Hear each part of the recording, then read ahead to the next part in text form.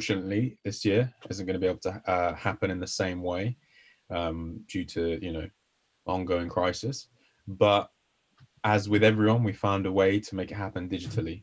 And I think the idea grew organically. And it means that we had to, as it grew and we had all these ideas as to how, how can we deliver something different, a different experience this year, but something that is needed by the people. Because obviously Ramadan this year, it's going to be more about introspection and about you know finding inner peace and spending time with the Quran. A lot of different things and different goals that we can set ourselves this year. So we had to start thinking about how do we tailor that into something that is meaningful and into something that all our users and all our community people can use.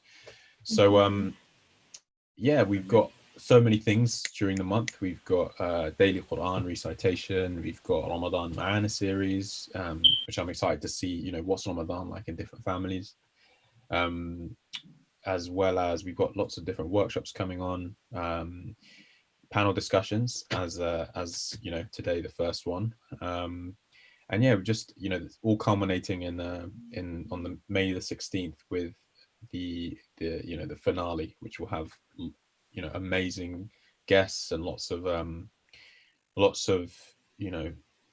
very very amazing speakers and poets and everything.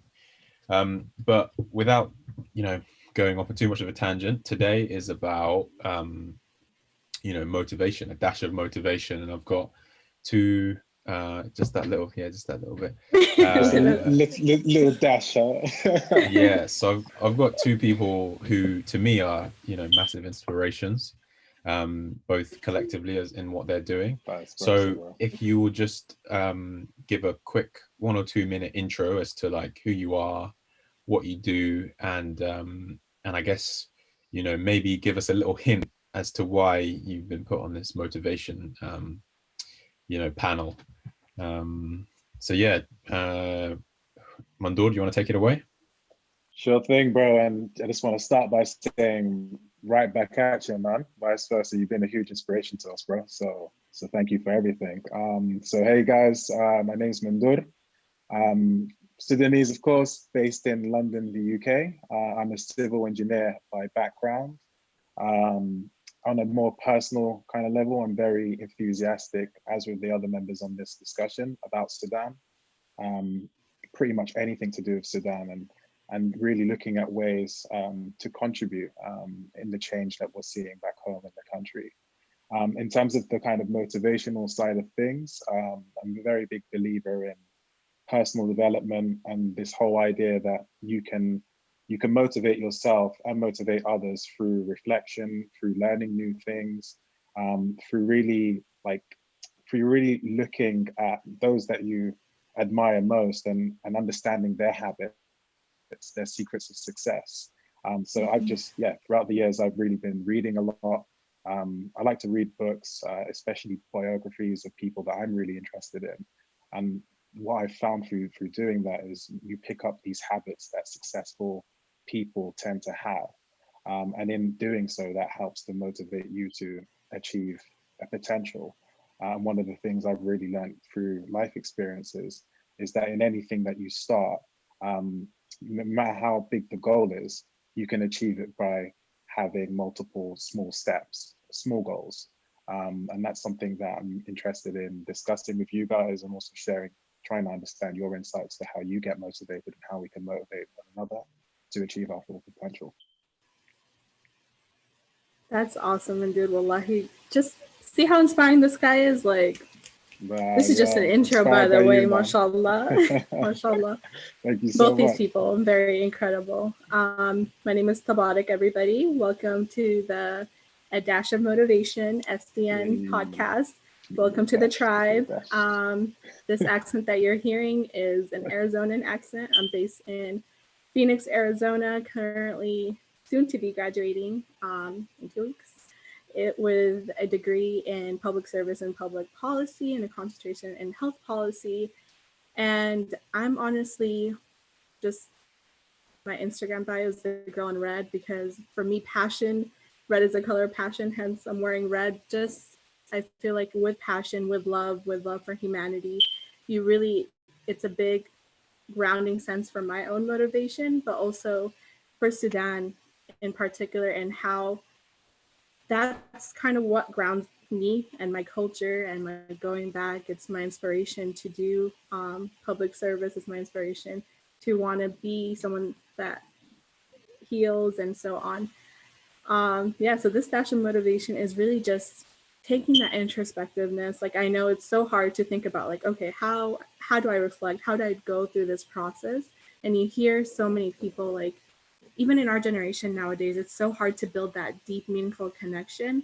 And this is just the start. Like, this series is just the start of that deeper connection, that deeper, meaningful conversations that we hope doesn't end in this live. We hope that you take these questions that Mohammed Jafed or Mandood or another panelist poses, and you take that to your home and you continue that, because yani, we're disconnected from each other, but look at this beautiful friendship. Like, they're both in the UK. I'm out here in Arizona. It's 1:20 p.m. Yani, they're breaking their fast. I'm still fasting, but yani, through this connections, we could definitely inspire and motivate one another. I mean, that was beautiful. Wow. I mean, I've had to start taking notes because both of you are dropping some gems. So I'm now just kind of looking at it. A dash of gems. That's a dash. Just a dash. But Mohammed, before we start, we need to all do this together, the Salt Bae dash of motivation. All right. And if you're watching this, are you sure you don't wanna do that thing you did yesterday? Huh? No, we're just doing a dash of motivation. Join us at home. Do it with us. That's it. Yeah, it's a little dash. Exactly. Just a dash.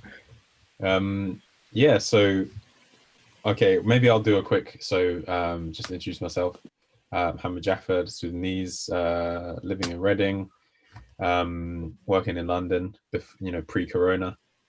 Engineer by background, and interested in a whole host of things, but yeah, what is poetry, photography, and I guess social enterprise are the main things, and yeah, just learning from, I think that's maybe actually I'll use this as the segue, actually, is that I think we are now so afraid of really, like you said, deepening human connection, that we almost actually are kind of inhibiting our own personal growth. I've found that, and this is why I say to you guys that you're both inspirational. I say that because actually the more we can deepen connections with each other, the more that we can learn and we can grow. But people are so often, they're putting up these barriers, and what they realize is actually that can block their own personal growth as well. So how, I guess maybe we start with that. In this digital age, how do you think we can go about fostering deeper connections and more meaningful connections? That's a great question. Tabarak, do you want to go for it? Yeah, I would love to, actually. I think in this age of social media, it's to our advantage, like, that we could build these deep connections no matter where we are in this world. I know for me, like, at one point with my Instagram page, I wanted to be super intentional about what I post. And I realized we only post like our happy times or our times when everything is going good, but like, what makes us human is that we are resilient, and like, we overcome so many things. And honestly, you don't have to be an influencer to have influence. Like, you can impact one person from your ideas, from your thought process, to really make a difference. So in this age of social media, be yourself, be honest, and like, by being yourself, you're naturally gonna like have people love you and take you on. But it's that, Mohammed, it's that trauma that comes up from growing up with insecurities that we may have, that we just never really challenge. And then with social media, it might push it more, because you see all these amazing, beautiful people, and it could get overwhelming. That's it. That's amazing, Tabarak. Just listening to that, like, you reflect on so many things you just said, and it really hits home. I think the way I would kind of target this question as well is that to kind of bring down those barriers, it's being honest about trying to understand that what you see maybe on social media, it could just be successes, right? But behind every success, there is multiple failures. So being open to fail whenever you're doing a task or trying to aim high is the thing that really gets you ahead. So that's something I really learned from being online as well. And at the same time, I think really what you said about you don't need to be an influencer or to have a massive social following to actually contribute to a change. That really hit home in the sense that if your post inspires just one person to think differently or to it appeals to them in an emotional way, it makes them do something, then you've already contributed to change. And if you've done that right, then you've contributed to positive change. And I think we saw that throughout. We saw that throughout our revolution, the Sudanese revolution last year, where everyone was just, part of a huge gathering to shed light on what was going on back home in Sudan, and at the same time to raise awareness on the revolution and the impacts it's had on every single one of us. And you saw that it didn't matter whether you had hundreds and hundreds of followers to thousands of followers, every single voice made a difference. I think that's something that's really beautiful to reflect on. It was so powerful, during that revolution time, I'm sure we all hosted protests locally, and just to see the people that turned out just because of a post, and some people not even what blew my mind, people not even Sudanese, maybe not know much about Sudan, but because they know you, Mandir, or they know you, Muhammad, they show up, and it's really, really powerful. Yes, sir. Yes, sir. Yeah. Yeah, there's both. Muhammad, what's your thoughts on this? Yeah, no, you both have been dropping dashes of diamonds. I don't even know if that's a saying, but you've been dropping some dimes. You've been dropping some dimes. I mean, I like this whole you can have influence without being an influencer. And then also what you said, Mandor, about behind every success there's multiple failures. And actually, another thing that you said, Tabarak, which was being yourself, and one of your previous comments about kind of this whole doing what we're passionate about. Well, I guess you kind of phrased it as doing finding your passions and doing your passions. I remember actually a post that you shared was don't think about what the world needs you to do, think about what was it that makes you feel alive, and do that, because the world needs more people that have come alive. Yeah. And I guess maybe this is like a sort of segue into what kind of cultural barriers do you think there are to us as second generation immigrants and Sudanese kids being able to be ourselves? I think me and Mandor, we've had lots of conversations on this, and the thing is that failure it's almost, I think it comes from we have to I guess trying to be fair to our parents and the older generations. I think they frame the situation from a safety and security point of view. So they moved to this country, and they're trying to do things that are secure, and that a high risk of failure is actually a bad thing, because they don't know how that's gonna play out. So I guess how have the both of you navigated this fine line between pursuing our passions, but also in the context of our sort of cultural settings? That's a really great question, Mohammed. So that's an incredible question, man. I think for me, on a personal level, so my parents, they've been very they've inspired me, from throughout my whole life, and they've been very supportive in the decisions I've made, like from a young age.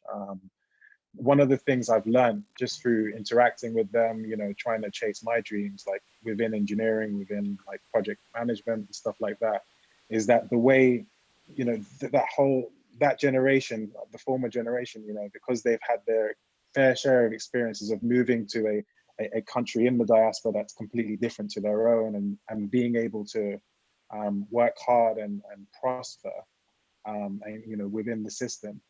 The risk is associated with that, and of course that's going to trickle down to the kids, right, to us. So there's always that famous saying, you know, from Sudanese parents and stuff like, oh, you should not take too much risks, like you should play it maybe safe.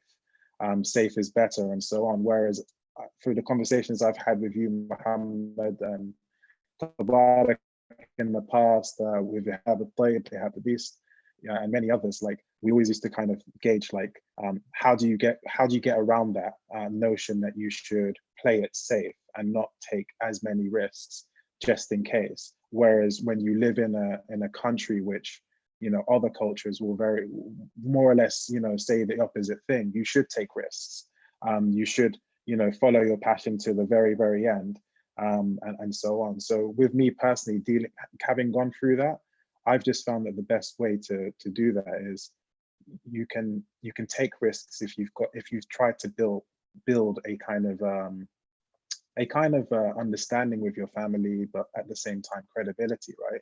So if you're someone that you know, if you're someone that's gone to university, or you've managed to achieve something good, then that builds kind of trust with your parents. So that if you say to them, well, you know what, like I've done this degree, I've done this master's, I've done whatever, I'm actually feeling to have a change of career. But my intention to do that is not going to dive into the deep end without knowing what I'm doing. I'm thinking I'm going to do maybe a master's to find something, you know, to gain further knowledge in that space before I start entering that space, if that makes sense. So you're kind of, you're making them realize that this person, alhamdulillah, we've raised them to an extent where they're able to independently make their decisions, but they're quite rational. It's not like just saying, you know what, I've just woken up the other day and I've just thought, I hate what I'm doing. I'm just gonna dive into doing this and this. That could be, that's sometimes how things can pan out, but at the same time, like if you want to try and do things in a smart way, you can, and you have that trust, then you will find that it's easier to do that. That's what I found anyway, like throughout my personal experiences. And I love, like, in your example, Yanni, you're talking about that whole process of like kind of getting your parents on the same wave as you are, and that's like a huge cultural barrier, just because like you could go in any direction, like you could pick any major, any career path, and of course with Sudanese people, just as a lot of Muslim immigrants in general, it's like you're either a doctor or you're a lawyer, and that's the move that you make. What I think for me, when you said cultural barriers, I just thought of language for me, like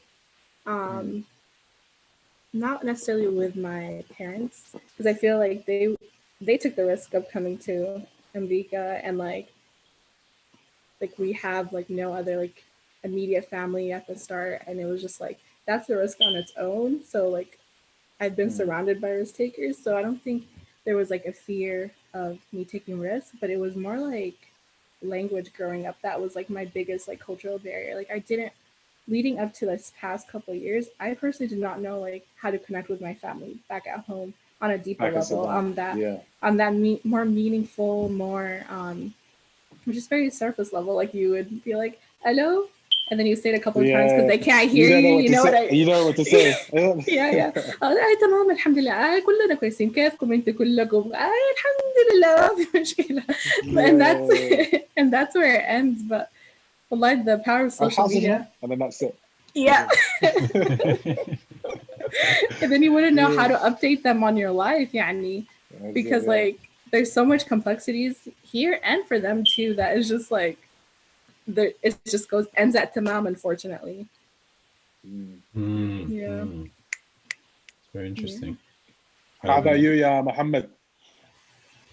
Yeah, I mean, that question, I think it's I really liked what you both picked up on it, and it's, I guess, kind of builds up from the last question, doesn't it? It's that you know, building up that rapport and building up that, it sounds weird, but like almost trying to, like, you know, having a real deep connection with your parents is important for them understanding the direction that you want to take, you know, because you can't just turn around and be like, oh, like, you know, I want to do X, and they'll just be like, where has this come from? You'll be like, well, actually, I haven't told you, but for a while, I really haven't been enjoying my course, or I haven't been enjoying this or that. And they're all just like, whoa. But like, you know, like you said, and taking those steps to show that you're serious about it, like whether it's investing in, you know, some equipment, if you want to be, you know, a DJ or whatever, or, you know, whatever it is, it's like showing that you're going to back yourself even when other people aren't going to back you. But I like that you, Tawadik, picked up on the like the, you know, being pushed down a career path that essentially has a like a quite clear career. Like, you know, I feel like if I would have just been like, yeah, I want to study like English literature or something, then my parents would just be like, what job are you going to get with that? Which is a perfectly valid question. But like, what if I was like, you know, super into English literature? Then passionate about, you know, you can make your own career. Yeah, you can make your own career in that. So yeah, it's definitely. I used to always question that as well, Mohammed. Yeah. Sorry, Mohammed. I was literally. No. Go ahead. Yeah, one of the things. Yeah, I think what Tabarak said is just A1, because that's what we hear like from like Sudanese former generation. It's like you kind of, you know, either be a doctor or an engineer, you know, or like follow specific, you know, career paths, because at the end of the day, like something is guaranteed from them, and that kind of limits the risk taking. But then when you really deep it, it's how can a society be built from just doctors and engineers and lawyers, right? You know, what about the teachers? Like, what about the innovators, the entrepreneurs, like the risk takers? Like, society needs all of those functions to function together in order to actually build something. And I feel like that mindset is something that's very difficult to change. But I think with our new generation, that's something that we're going to play a part in actually changing. No, for sure. I mean, I'm curious, like, were you sure about your majors, like, before going into uni and so on? Like, was that something you're confident in? Yeah, I guess this is also an interesting kind of subtopic, is that, you know, the education system in America versus the UK is quite different. You know, so in the UK it's much more of a sort of specialist approach. You know, we knew, you know, me and Madoud, we knew that we were going into into civil engineering essentially. Whereas I feel like in America, you get to go into an undergraduate degree where you're given sort of choice to kind of, you know, navigate and find what is that actually, you know, drives you. That's so interesting. I don't really know about the UK schooling. So, you know, like you knew from high school, like, Alas, this is what I'm set to do, and like, that's it? Kind of like, Mohammed, it's kind of, it's kind of like that, but so our system's very different here. Here you have your GCSEs, and then you have 2 years of A-level. And then after your A-level, you choose 4 subjects, 3 to 4 subjects, which align with what you want to study at university here. So it's within that kind of period of A-level that you need to choose, like, you need to choose your subjects carefully. So if you want to do something like engineering, then you need to like choose maths. Like, maths is one of the key requirements. You know, if you want to do something like medicine, then, you know, chemistry, biology are like the subjects, right? And then you can choose any other subject. So in a way, the system kind of forces you to try and gauge like what you want to do at university level. But I think with the education system in general, it's like there's so many opportunities for you to kind of home in throughout your education that can help you make a decision as to what you want to do. So, and that's how, in answer to your question, Kida, like, I knew I wanted to be a civil engineer from like, I think it was 2013, 2014. So when I was in like secondary early secondary school, because I'd actually, you know, I went through the system. Like I tried out different programs. I did some internships. You know, I saw some sites in Sudan that made me feel a type of way, and then it made me realize that I want to dedicate, you know, my life into something where I can make a difference. Wow, mashallah. And That's it. mashallah, that's awesome. Yeah. Like to be that confident, mashallah.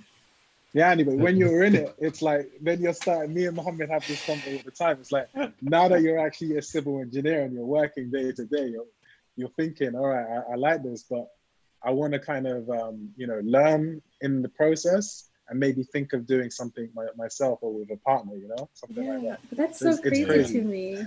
The whole thing is crazy. Like, I would not trust, I mean, it's just like, it's nerve-wracking in a way, in the sense of like picking something and then like sometimes like I'll be honest, like I switched my major like as I got to university. I thought I wanted one thing and I was like, yeah, no. I came in as a full microbiology student. I spent my whole first year in microbio because I thought like this is the route that I want to take with pre-med.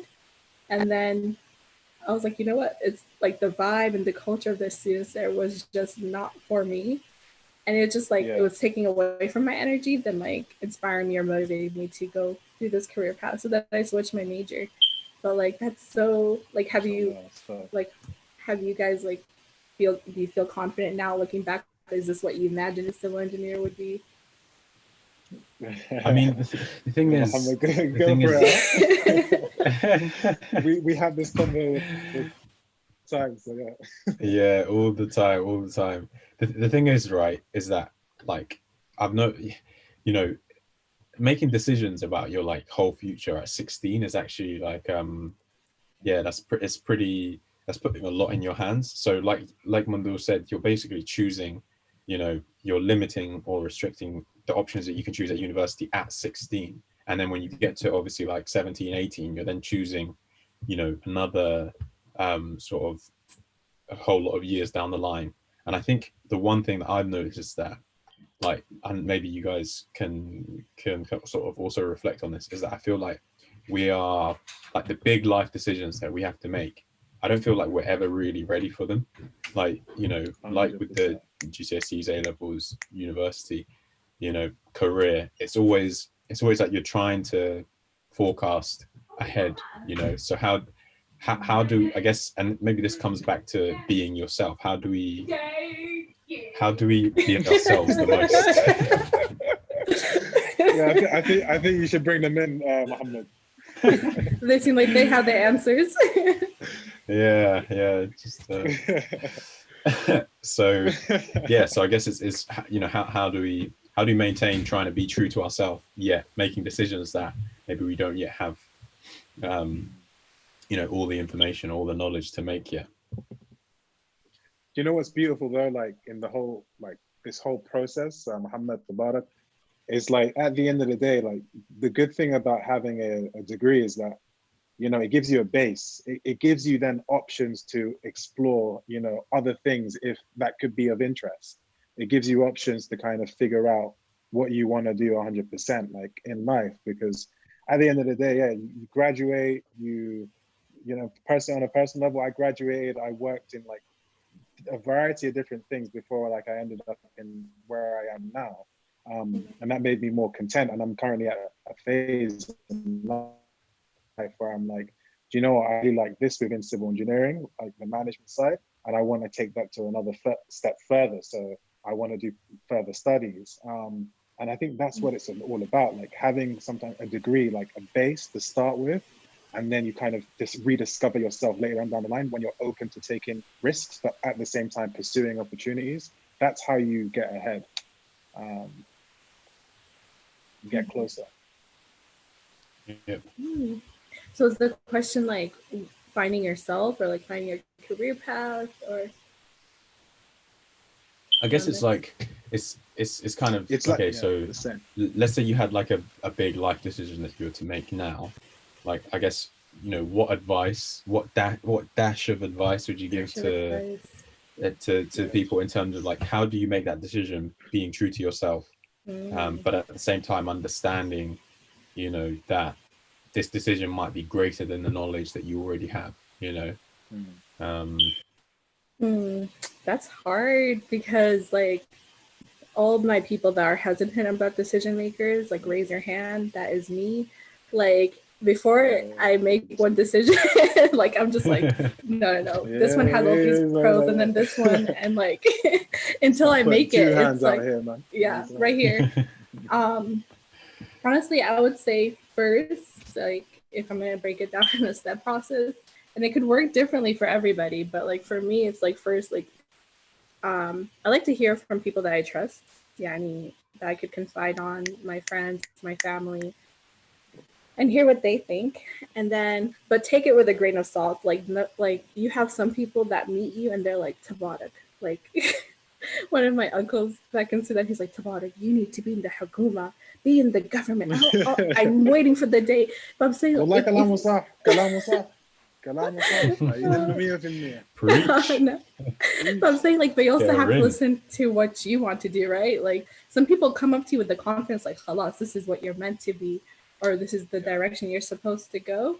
So take it with a grain of salt. Yeah, I mean, it's good advice. It's people that you know and they know you really well. And then I would say, like, sit with yourself and think about what do you want and what direction, like, what do you want outside of their advice, and honestly, and then say Bismillah, pray, and tawakkal. Yep. That's it. Yeah, definitely. I think there's 2 points as well, like the, you know, praying istikhara. I mean, I don't know if, I don't think I did that, you know, during GCSEs and A levels. So obviously, you know, never know where I would have ended up. No, I'm kidding. You would have got that English literature degree, yeah, Muhammad. Or that's it, man. You can tell that was his hidden dream for that, right? Yeah, his hidden dreams, or going on like go on the BBC or something. Yeah, I wasn't very good at English in school, but we'll say that for another day. But it's like, what? Wait, you need to touch upon that, mate. You can't just keep dropping those gems like that. Yeah, like changing the subject. But I think the other thing he is ignored you, man. Yeah, you see how he ignored me as well. We're gonna stop and talk about this because mashallah, you dropped these bars, these metaphors, like everything I ever learned in English lit, you use it in your poetry. So let's talk about that. This is the first time he's ever expressed that he's a fan of English literature as well. Like I'm trying to picture you right now opening that. It was that anthology book, right, where it had that poems. Oh, there was that really famous poem, Half Caste. Yeah, John A. Was it John Agard? What was his name? I think so. I think so. Yeah, bro, I love literature. You did. I don't know. I mean, like, I think it just like there was what is it called? There's that, like, the gap between your skills and like your taste. So like I think my problem was there was a gap between like what I thought I could produce and what I was producing, and it wasn't like good. So then I was always just put off instead of like actually working hard to the reason I'm laughing is because like I'm laughing at you because that's literally me. Like when I write, like I have like this idea of like, oh wow, I'm gonna sound like this person and I'm gonna be so great, and then I read the final prompt. You're like, what? This is not this level that you thought was now. Not at all. Not at all. Happens all the time. But not to psychoanalyze my, you know, English studies too much. So with what you were kind of speaking about, like listening to yourself, and my current like favorite sort of thing to read into and to learn about is like emotional intelligence and like EQ. Yeah. And though they don't necessarily always speak about it, there's I guess there's a commonly known thing called like fitra, which is like your kind of what like divine, not, I don't know what, so it's kind of like what is inside you that is kind of divine in nature. Like it's almost like your predisposition. So so like I guess how do we connect to that? Yeah, how do we connect to that and try and pursue that? I mean, it's really difficult. Before I let you answer that, I'm just going to say quickly to people on YouTube, start typing in your questions, and then we can get around to those, and yeah, then we'll round up the discussion. Mm-hmm. Perfect. I'm hearing like two things. That's like channeling your, not channeling your fitra. I sounded like, ooh, kumbaya. I don't know. Like really like it's about listening to yourself and what's like your innate response, I think. For the viewers, like the way that I would describe what a fitra is, it's what helps you differentiate what's good to do at the moment. I would say, like, it's that natural response. It's that first thing you do, the first thought, the first action, and the second thought is how you respond and how you interact. At least with me. Yeah, I mean, the EQ question, I think, in regards to emotional intelligence, that's just so important in different parts of our lives. Like, I'm going to say this, ladies that are on this live, only date men with high EI or bye bye. Like, I would say once. really, because. But you didn't snap to that. No. I snapped to that. That's facts, man. I think that's vice versa for the man them to the girl, then, you know? Yeah, preach. It goes both ways. Preach. Goes both ways. Nice. But it's just. Go ahead and do it. No, go for it, Malish. Yeah, I was liking your train of thought. No, I was just saying, yeah, it's just the emotional intelligence is both like being aware of yourself and being aware of like how you respond in situations, like situations that make you angry. Like, what type of angry person are you? Like the angry person that like lashes out? Are you the one that stays in? Like knowing these type of things and then how that impacts other people and even allowing you to respond to other people in better situations. Like Muhammad, you talked about this and you referenced Sheikh Mika'i, but like, what are people trying to say? Yani, what is between those lines? I think is really important. Yeah, I think like that was amazing, Tabarak. Like I think that whole subject of emotional intelligence, Muhammad, like that's just so important because if you, I wouldn't say master it. It's difficult to master, right? But like if you at least get a good insight into it and you understand how you as a person react to certain things, then you discover yourself more. And if you discover yourself more, you discover what you like, what you don't like. One of the things that I'm like interested in trying to know more within like emotional intelligence, that whole theme, is this idea that you should never make rash decisions based on your emotions, you know, and especially when it comes to life decisions, because you can't let your emotions dictate your way of thinking. Rather, it should be the opposite. So that, and I think that's easier said than done, and sometimes you'd need a lifetime to kind of discover that. But I think there's so much food for thought in that space there. Like if you learn to read signs of yourself and others around you, then that's going to help you understand like more about yourself and that other person. There's and something that I actually, oh, sorry about it. Go for it. No, go ahead. Finish your thought. There's those, I don't know if you can still see me, but I'm trying to find, there's something I came across today. Can you guys still see me? No, we can't. Okay, but you can hear me, right? Yeah. You can hear me well? Okay. So I came across this this quote from Ali ibn Abi Talib, so he was the Prophet Muhammad, peace be upon him, his cousin, and he was also the fourth Khalifa of Islam. And there's a quote. His quote basically says, "If you want to know where your heart is, see where your mind goes when it wanders." Just deep that. Wow, that's deep.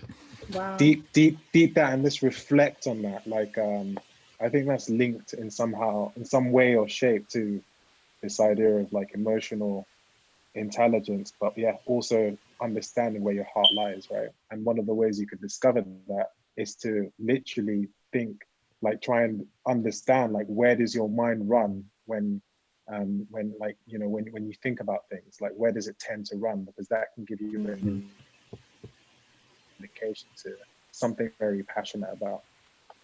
Yeah. I'm curious as to he was the, you know, I think he was the nephew of the Prophet Muhammad, peace be upon him.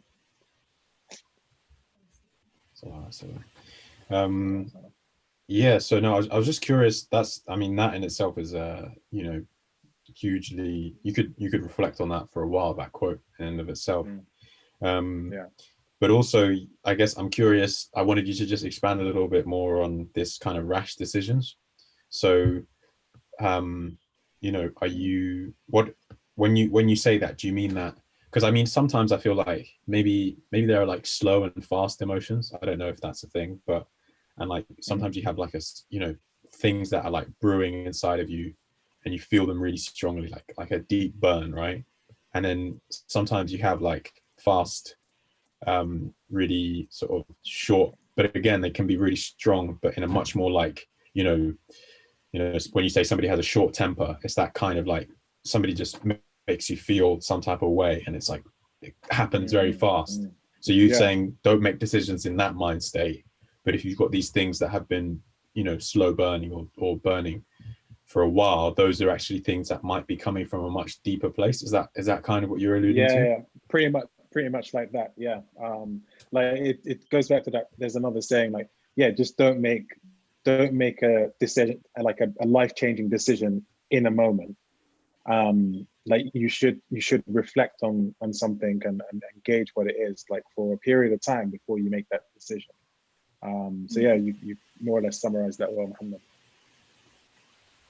All right. I'm just checking. It seems like, go ahead. I was gonna say, like, mashallah, like both of you, I'll give y'all credit, mashallah. I think you both have like so much emotional intelligence. Do you have any so much. do you have any feedback to our viewers, Yani? How do you work on that? And like, it seems like just a conceptualized thing. Like, what are some like tangible things that we could do, that we could take home? Amazing question. Muhammad, you want to shoot ahead? Wait, sorry. But just like, I don't know. No. I spoke a lot in the previous one, so yeah, you could give Muhammad space. Just I'm sorry, I was trying to check the YouTube comments for any questions, so you're gonna have to do me the kindness of repeating it. Oh, okay, cool. I could put them on Zoom for you, Muhammad, too. Oh, nice. Yeah, that's popped up. Oh, so it's okay. So in answer to Tertil, that you were just giving us sort of Tertil's question, right? Okay.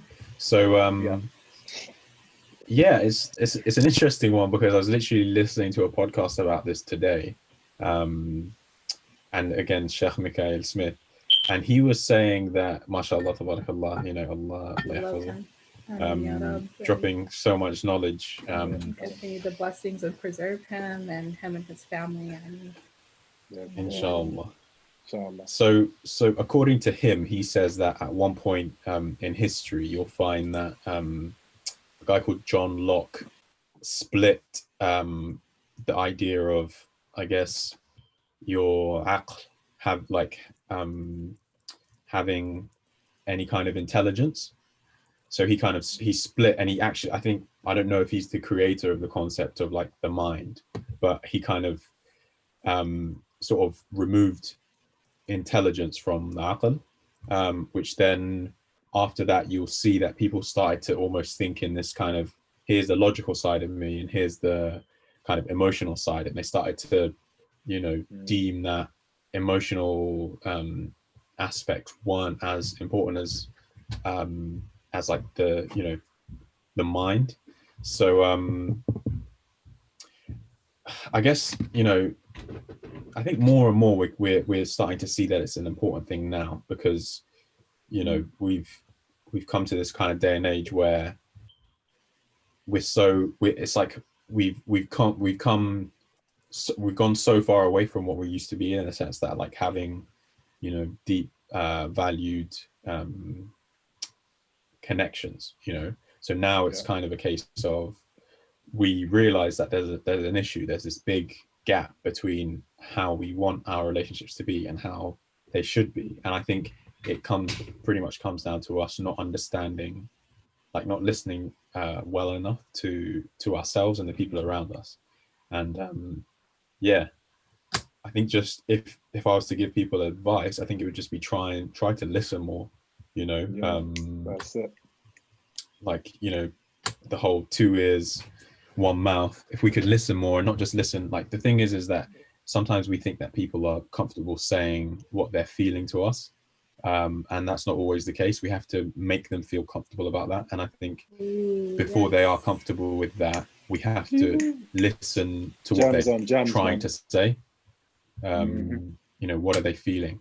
So the name of the podcast, I think it was called, The Heart and Mind, but it was on Qalam Institute Hangouts. I can type it in at some point. Yeah, do it. That's amazing, Muhammad. Look into it. I think it's really powerful, like, because it's like, yes, you want to listen and you want to create, like, want to hear what people are saying, but even creating that space to truly listen to somebody, like, I feel like more of us are more reserved than we're not. Like, you find more people that are kind of hold back or are even just shy and just need like that extra push, like just ask a question or asking how you are and like listening to how you are. I don't know if you guys do this. It's so embarrassing sometimes, like if you're like at a coffee shop and like I stopped doing this once I became aware that I was doing it, and it's the actual ghetto, but like where you go and like Spanish to everyone that's fasting. I'm fasting too, but like you go in front of Starbucks and you're about to order a tea. I drink teas, and they're like, hey, like, how are you? And they're like, oh, can I get a peppermint tea? Instead of like, you don't really hear that, like the person that you're ordering from at that moment just asks you how you're doing.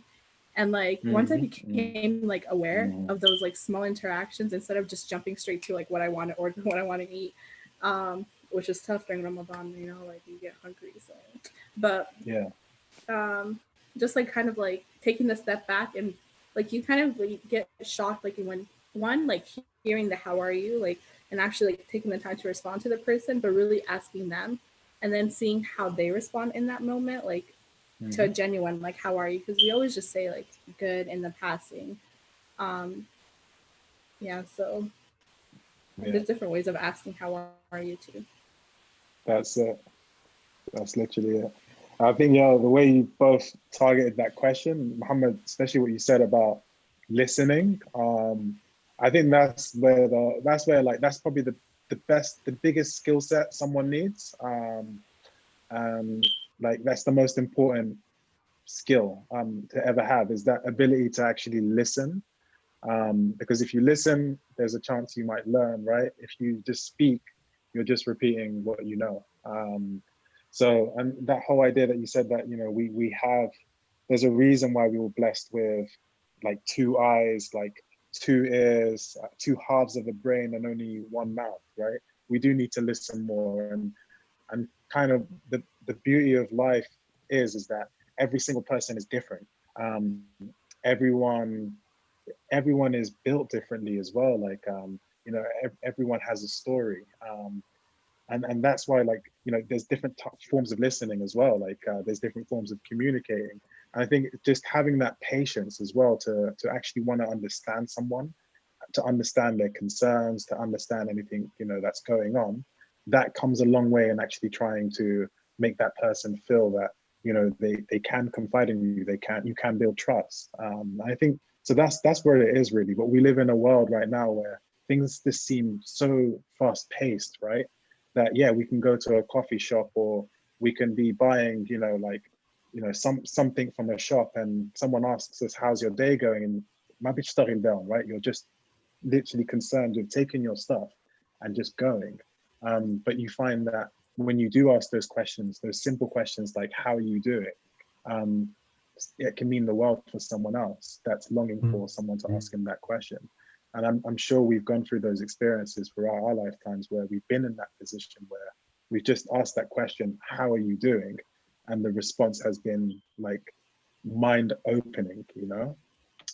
So yeah, I think like in terms of like advice and the whole like emotional intelligence area, like I'm not an expert or anything like that. Like in something I've learned as well, like just through life and stuff and experiences, is that listening is the most important skill someone can have.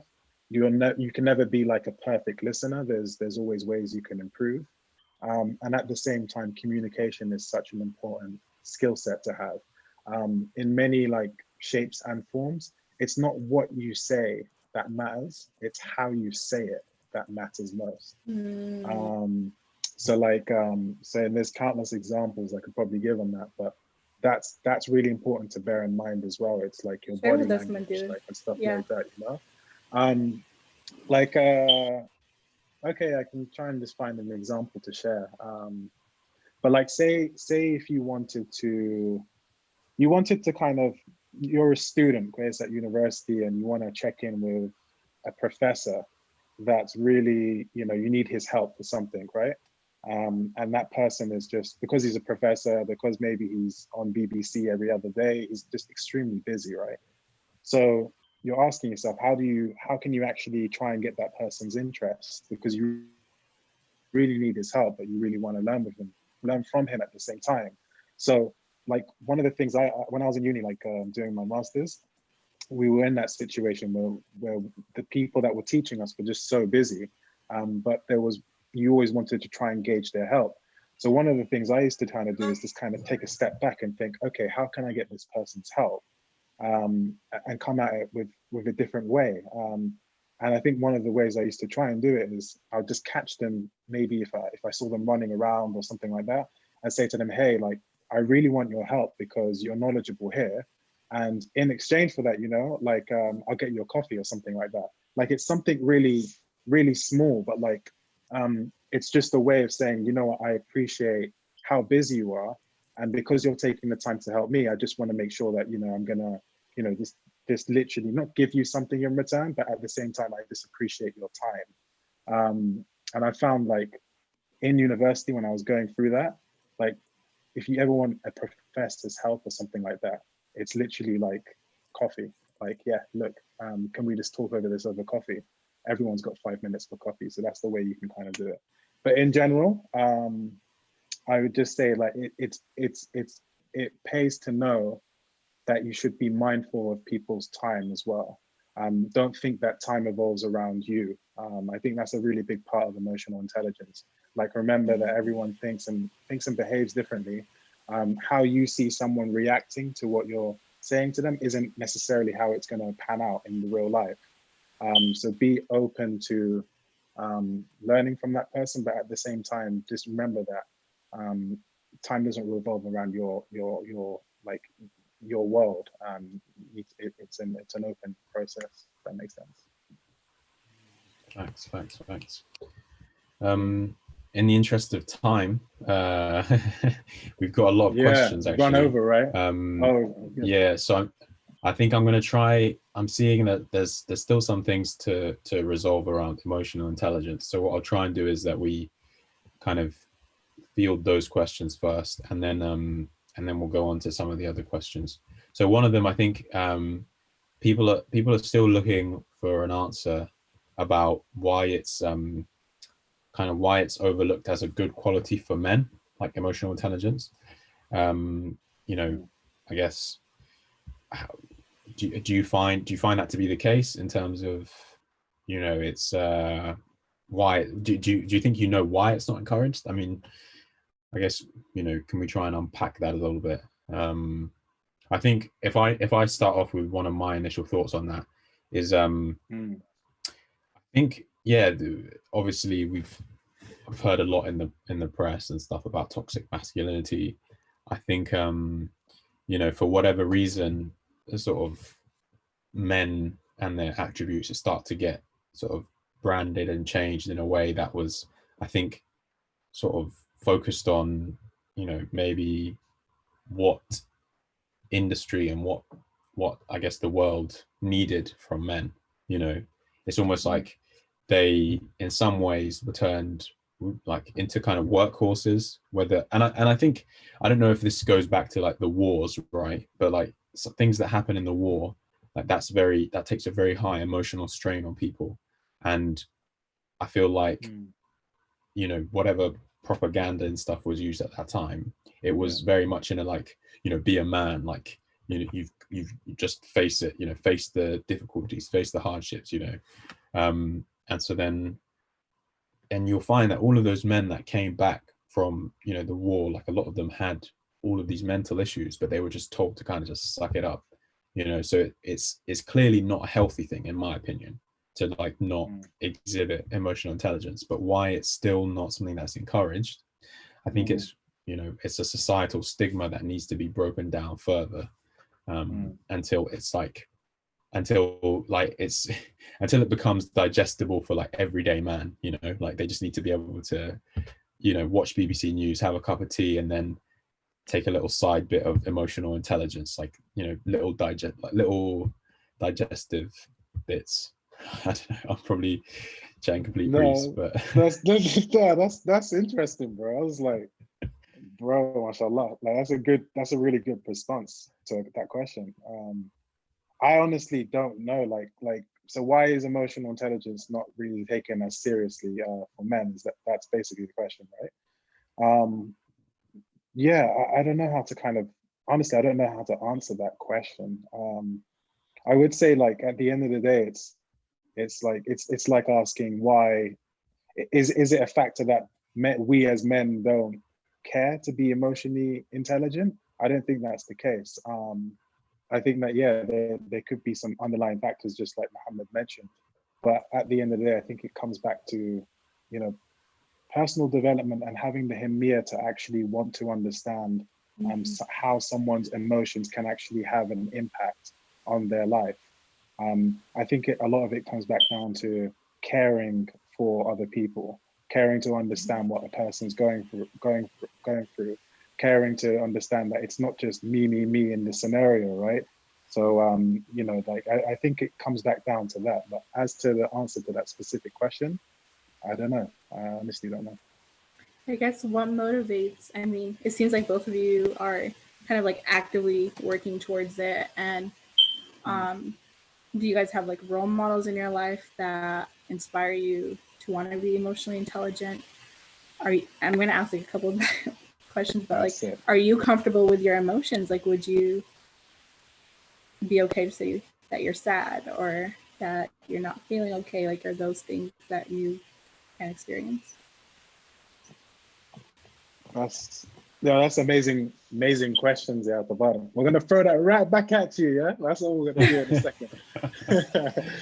But no, honestly, in terms of like role models, I would say Will Smith. I think he's not just a role model like in general, but I think as someone that's very emotionally aware and intelligent, he ticks those boxes. And you can kind of see that in the relationship he has with his partner, right? It's kind of like a mutual understanding of one another and a respect for one another's kind of goals, privacy, and so on. I think that forms a big part of being emotionally intelligent. It's recognizing that, you know, even if you are in a relationship or not in a relationship, that you help you. I think there's a saying that he really used to say. It's like, help me, help you, help us, something like that. It's something orientated around that. It's knowing that each person has their boundaries, their goals, but ultimately you work together and try and help each other and encourage each other to pursue their goals. So Will Smith for me is like, he ticks that box. And the next question you said, what was that next question? That question. Are you able to like communicate kind of your emotions, like honestly, like, and yes. Emotions, not like happiness, but like emotions of sadness, anger, and if so, like talk us through that. Okay, yeah, it's a really great question. I think honestly, yes and no. So like I'd say I've come a long way, like from when I'll say younger, like where some certain emotions, maybe like being upset or anger, could make me do silly things, like in school, right? When you would get in trouble with teachers and stuff like that. but along the years, I've improved to the extent where if I am sad, I kind of know how to deal with that, you know, like for me personally, if I'm sad, I try and find ways to make myself a bit more happy, you know, whether that's like talking to a friend, you know, like, or just, you know, reading a book, or looking at, you know, trying to understand why it is that I am sad, why has this affected me? And then, you know, trying to find that root cause and then trying to build on it from there. So in honesty, yes and no. There's always room for improvement. And that's what I try and do on a daily basis, is I try and read more so that I can get my emotions in check, inshallah. Wow, amazing answers, Mamdood. And yeah, I think that key thing is like, obviously you can look at both of us, and from I mean, I'll speak for myself only really, but you know, from an outward position, you think, okay, you know, he's got it together, he's got, you know, it seems like he's exhibiting high emotional intelligence, but it actually, like, you know, how do we practice that on a day-to-day basis? Like, you know, when was the last time you felt sad and you reached out to somebody and said, you know, look, I'm feeling down. So I think, yeah, there's definitely a lot of room for improvement. And I think 100%. To be honest, I don't know. I mean, I feel like in certain ways, you could argue some of us have been like kind of battered by the realities of society. So I would say I was quite an emotional like kid, like going through primary school, secondary school, and I realized that no one else like had, you know, exhibited those kind of things, you know. So then I kind of had to proverbially toughen up. And I don't know. I mean, I don't know what's happening now in terms of if I feel like my heart is opening up again. But I think like there's so much power in the heart, like in terms of if we can access it. And I think we've been told not to. We've been told to like close it off and to protect yourself. I guess to protect yourself, yeah. So, but the thing is at the end of the day, if it's closed, then that's really going to affect you know, the strength of our relationships or the quality of those connections. So yeah, I mean, I just would, I guess like, you know, keep reading, try to keep reading, try to keep practicing, and try to keep listening. And I'll just sort of tie in one of the other questions, which was like,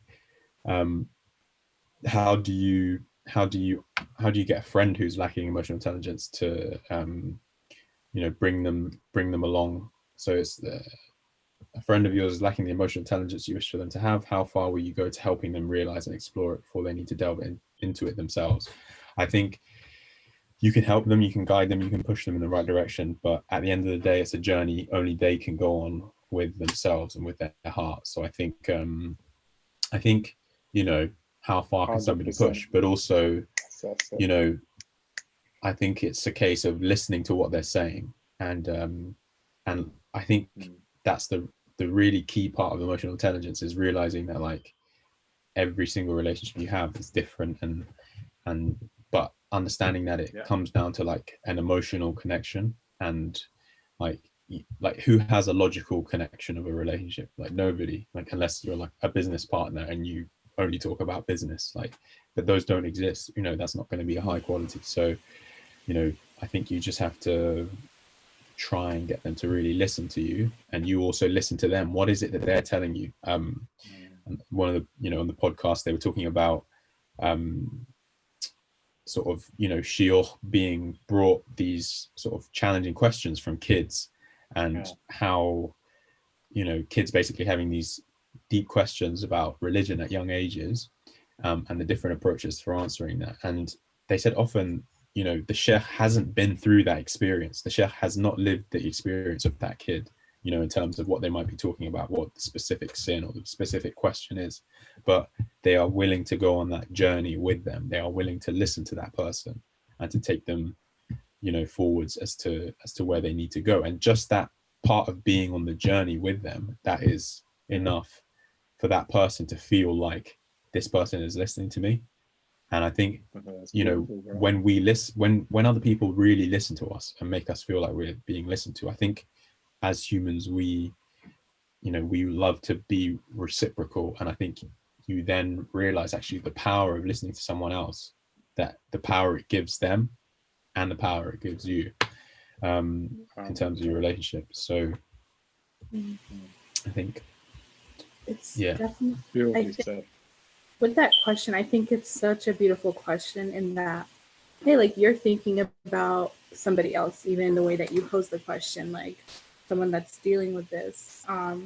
It's hard, I think, on both ends, being on the end of trying to encourage somebody for it to be more emotional intelligent, as well as being there and being present for them when they can get through that process.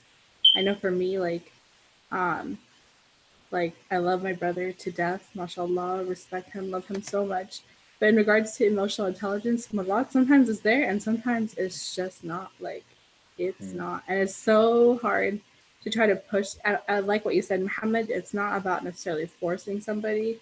It's really just being there, like to listen and be there, to read between those lines. You know, reading between those lines, I think you hit the nail on the coffin there. Like, and it's having that himma to kind of understand why someone might be feeling a type of way, and then trying to also have like trying to also, you know, understand that in Tazadik, you're not perfect. Do you know what I'm saying? You're not perfect. So if you've said something to someone that's made them feel a type of way, apologize for that, because your words can have so much impact on someone than physical harm. So it's kind of like, yeah, I think with emotional intelligence in general, it comes back down to having, if you want to become better at it, or like become better at reading between the lines and actually understanding how people think, work, and operate, then you have to have the himma, you have to have the care to wanting to do that. And I think if you do that, then that eventually is going to lead you to having more healthy and successful friendships and relationships. Period. That's it. Period. Thanks. We've still got a couple more questions. I know we. How about this? We do have a session coming up next week, and we could continue it then, because little teaser. This was meant to be a teaser. This was meant to be a teaser. Yeah. Y'all enjoying this? Yeah. Okay then. Session, man. Yeah, no, it was. I think it was a very, fruitful first session. This wasn't meant to be a deep dive. This was just meant to be, like you said, a teaser. So let's keep those the questions that we had stored for the next time round, so that we can kind of discuss them. I'll do my best at doing a quick summary. So talked through quite a lot. Talked about, navigating our passions and trying to be true to yourself. The fact that we can have influence without being an influencer is huge, and I think the difference that we can make to one person shouldn't be underestimated. How we have to essentially do our best at pushing through the failures, and not thinking that every success just comes like that. And then I guess we spoke a little bit about navigating cultural and life decisions. So, some of the questions from the crowd in terms of, how do you navigate, the cultural expectations for your career or for your life. I think being true to yourself, and,